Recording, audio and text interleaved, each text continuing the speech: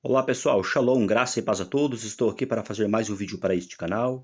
Antes de eu dar sequência, eu convido você, se inscreva nele, deixe aí seu like, seus comentários e compartilhe este vídeo se desejar. Hoje, nesta ocasião, que eu quero estar fazendo um comentário respectivo sobre um texto bíblico que se encontra no Evangelho segundo escreveu João, capítulo 5 e o versículo 4, que nessa tradução bíblica aqui da NVI nos diz assim, ó: De vez em quando descia um anjo do Senhor e agitava as águas. O primeiro que entrasse no tanque, depois de agitadas as águas, era curado de qualquer doença que tivesse. O que eu quero estar nesta ocasião aqui compartilhando com vocês é algumas informações de obras acadêmicas comentadas por especialistas respectivamente sobre este texto bíblico. Mas o porquê deste motivo? Porque sempre existe uma dúvida na questão: o que dizem os especialistas referente a este texto bíblico? Ele faz parte dos textos originais ou ele é um acréscimo posterior, no caso, que foi adicionado ao texto grego? Bem, sobre essa questão, então, eu quero aqui compartilhar alguns dados informativos com vocês e também deixando aqui algumas sugestões de forma relativa do ponto de vista meu, no caso, sobre este texto bíblico aqui. Aqui, então, você tem a tradução bíblica da NVI, João capítulo 5 e versículo 4. Vou estar retirando essa tradução para nós começarmos a vermos o que dizem as obras respectivamente sobre este texto. Então aqui nós temos esta primeira obra aí no caso, né? Deixa eu ajeitar aqui. Aqui, ó, João capítulo 5, né? Ele está ali, ó, no cantinho, João 5 e 4. Diz assim, ó: Este versículo talvez não seja original. Veja as notas na maioria das traduções. Mas provavelmente foi acrescentado, ainda cedo, por algum escriba familiarizado com a tradição de cura em Betesda. Ele explica o versículo 7 que de outra forma seria incompreensível. Então nós temos aí, então, do ponto de vista do contexto histórico-cultural, deixando aí, né, dizendo assim, ó, este versículo talvez não seja original, deixando aí uma dúvida, né, sobre essa questão aí, né. E daí ele diz assim aqui embaixo: mais provavelmente foi acrescentado ainda cedo por um escriba familiarizado com a tradição de cura em Betesda. Então, do ponto de vista do contexto histórico-cultural, existe essa probabilidade de que esse texto foi adicionado, no caso, né, posteriormente por algum escriba, uma vez que os manuscritos mais antigos não continham esse texto, né. Então, nós temos aí esta primeira obra, né, comentando a respeito deste texto bíblico, né? Vale salientar aqui que não é o que eu acho, é o que os especialistas acham, ó, é esta obra aí, ó, contexto histórico-cultural, né? Então eu vou estar aqui retirando esta obra daqui, para que você possa estar agora dando uma olhada no que este texto grego aqui diz. Este texto grego aí, no caso, ele é fundamentado e baseado, no caso, nos manuscritos mais antigos, no caso, né?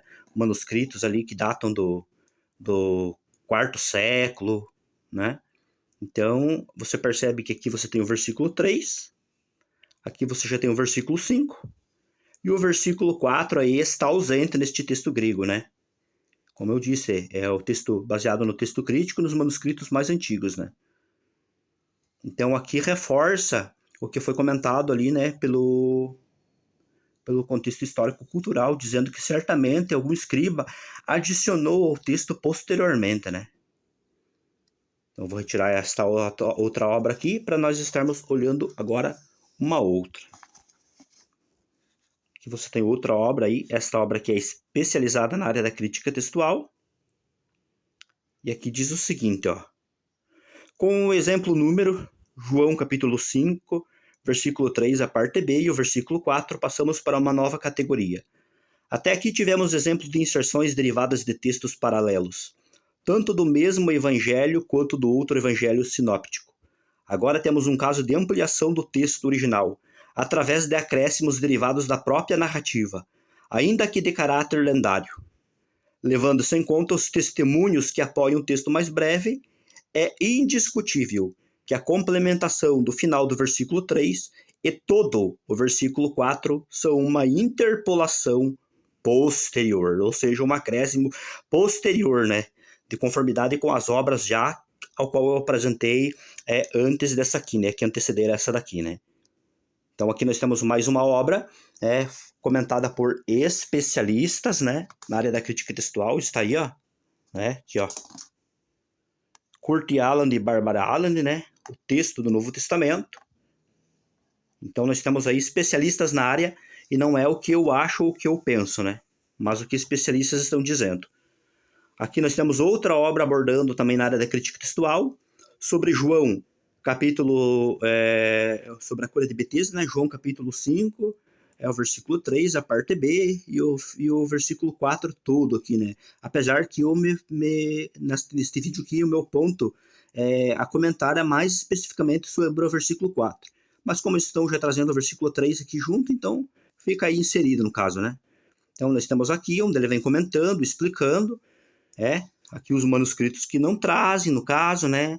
Aqui manuscritos posteriores que trazem, e ele vem comentando, então. É bastante o conteúdo, aqui sobre a questão da evidência interna, evidência externa do texto. Daí aqui, ó, ele prossegue comentando, até vir e chegar aqui, ó, na conclusão. Olha na conclusão que ele começa a dizer. Conclusão. Não deve haver dúvida, portanto, de que o texto em questão consiste num acréscimo posterior, o qual, ao que tudo indica, teria sido introduzido primeiramente no texto ocidental, a antiga latina diatessarão, vindo a fixar de modo definitivo na tradição...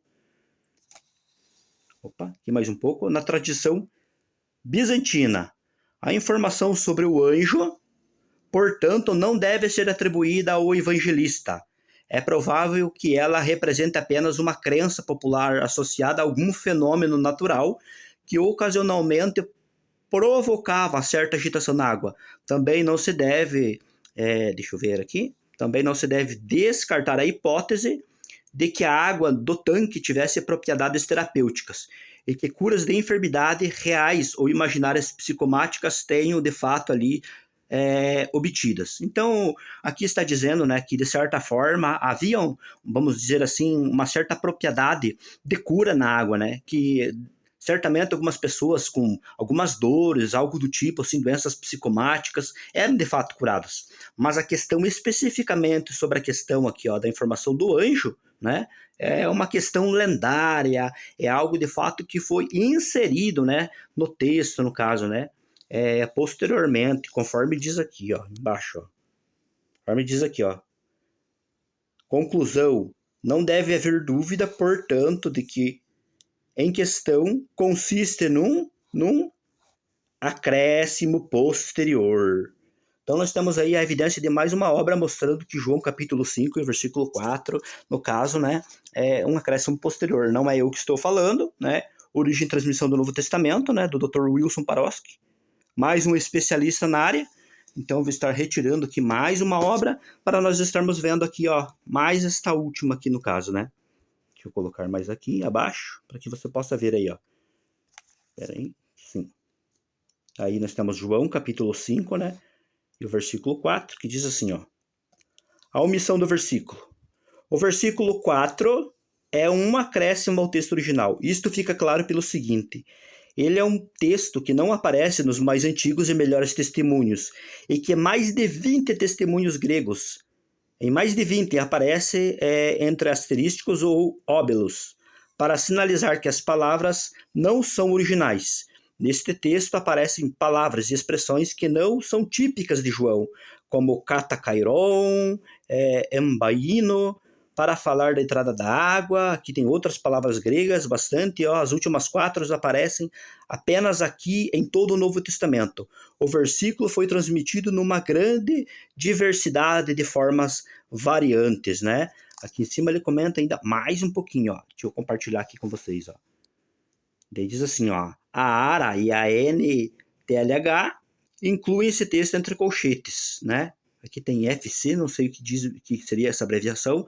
Faz o mesmo, com uma nota explicativa. A passagem colocada entre colchetes, final do versículo 3 e o versículo 4, não aparece em muitos manuscritos antigos. A maioria das traduções modernas não incluem esse acréscimo no texto da tradução, preferindo colocá-lo numa nota de rodapé como explicação de que se encontra em outros testemunhos antigos.